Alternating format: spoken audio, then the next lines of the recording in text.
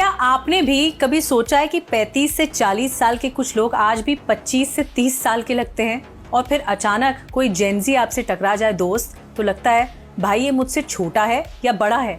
तो क्या सच में 80 और 90 के दशक में पैदा हुए लोग यानी मिलेनियल्स अपनी उम्र से कम दिखते हैं, या फिर ये सिर्फ एक सोशल मीडिया मिथक है? मैं खुद एक मिलेनियल हूँ, एक रिसर्च आई है, मैं आपको बताती हूँ।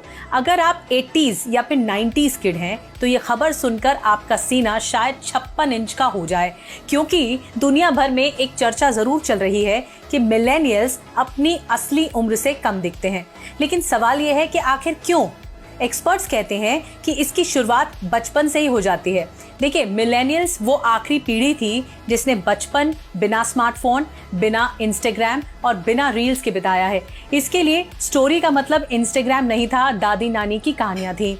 और दोस्ती का मतलब लाइक या फॉलो से नहीं, गली क्रिकेट या मोहल्ले में मस्ती भर की बात होती थी। अब जरा आज की जनरेशन जी ले लीजिए, यानी जेन जी। देखिए, सुबह आँख खुलते ही फोन, खाना खाते वक्त फोन, सोने से पहले भी फोन, और कई बार सपने में भी फोन ही आ रहा होता है। अमेरिकन साइकोलॉजिकल एसोसिएशन की रिपोर्ट ये बताती है कि युवा पीढ़ी में स्ट्रेस और एंजाइटी का स्तर तेजी से बढ़ रहा है।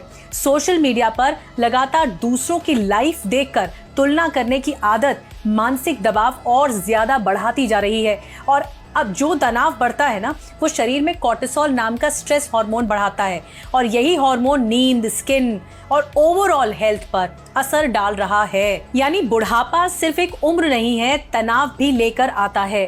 दिलचस्प बात यह है कि 2025 में मेडिकल जर्नल बीएमसी मेडिसिन में छपी एक स्टडी में ये पाया गया कि सिर्फ 3 हफ्ते स्क्रीन टाइम कम करने से लोगों की नींद बेहतर हुई है, तनाव घटा है, मानसिक स्वास्थ्य में सुधार आया है। मतलब कभी कभी फोन को चार्जर पर लगाकर खुद को भी रिचार्ज करना बहुत जरूरी है। और अब आते हैं सबसे मजेदार पॉइंट पर, वो है बोरियत।